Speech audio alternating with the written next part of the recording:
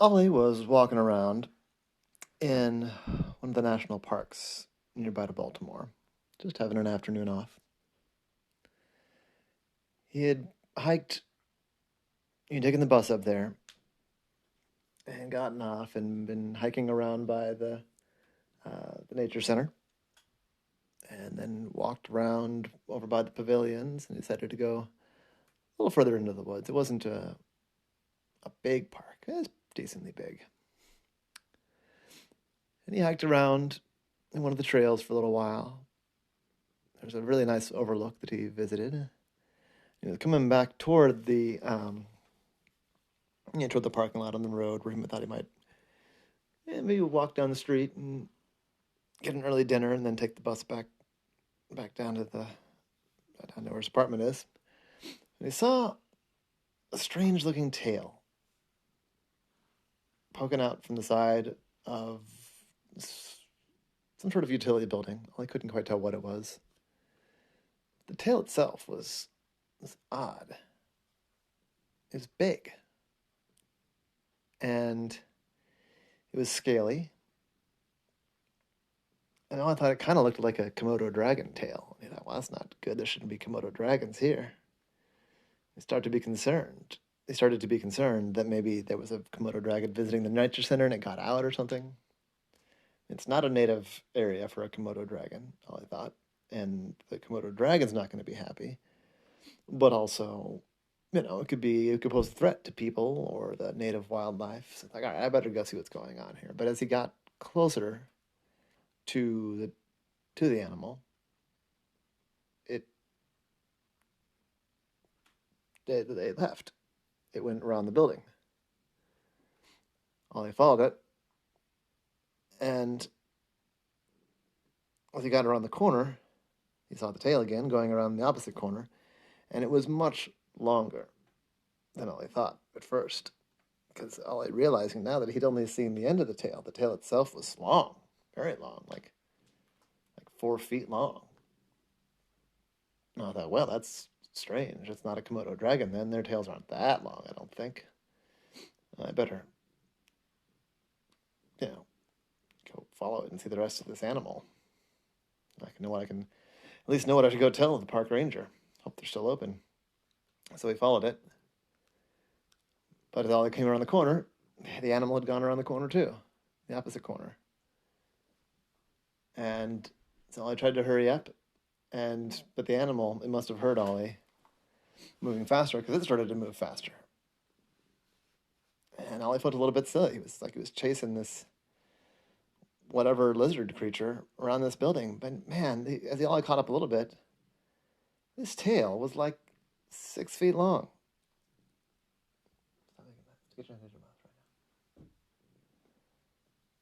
Now, this is absurd, thought Ollie. What a strange creature this must be. I tried to go faster, but every time he went faster, the animal went faster. He could not get a clear sight of what the rest of even the body of this thing looked like.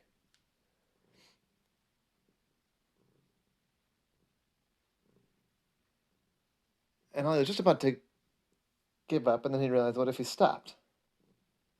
Would the creature keep on chasing around and come and meet him? Would the creature just keep on circling the building if Ollie stopped? So Ollie jumped up onto the wall of the building and clambered up and held onto the bottom of the roof, expecting to see the head of the body and the head of some lizard, you know, come barreling around the corner, but nothing came. In fact, he didn't hear the rustling noise anymore that he'd been hearing. And then he heard the rustling noise going off in another direction. Ollie scrambled over the top of the roof in the direction of the sound that he heard. And he saw that big long tail disappearing behind another building. He thought, oh no, this thing's smart. So he climbed down and chased after as best he could. The thing already had a head start. And this building was raised up on stilts. So Ollie saw the tail disappear under the stilts. He thought, oh, I really don't want it, but okay, I gotta follow it. So he climbed under. You could see the tail whipping around underneath there. And he couldn't get a clear sight at the body, but he could tell that it was moving, and it was moving fast. So Ollie gave chase as best he could. Well, it was pretty fast, but yeah, moving underneath of a building, well, this creature was at least as fast as Ollie. I was trying to imagine what kind of lizard would have a long tail like this. Was it a if it was a giant lizard? Ollie thought. Seems like I'd be able to see more of the body from here. And he was imagining it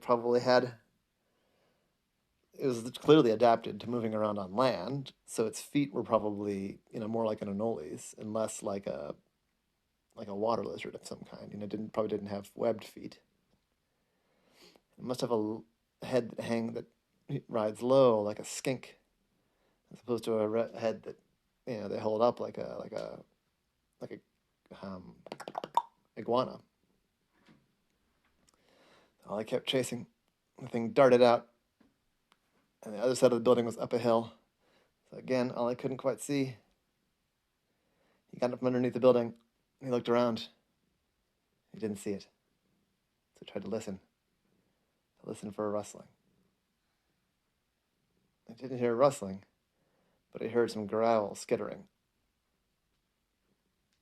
So Ollie darted up and tried to go in that direction, and he saw across a little bridge a tail going down the other side.